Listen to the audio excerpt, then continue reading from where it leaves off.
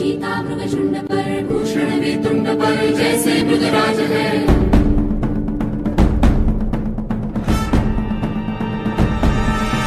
तेजतम अंश पर, कन्यजनी कंस पर, धूमलिच्छ वंश पर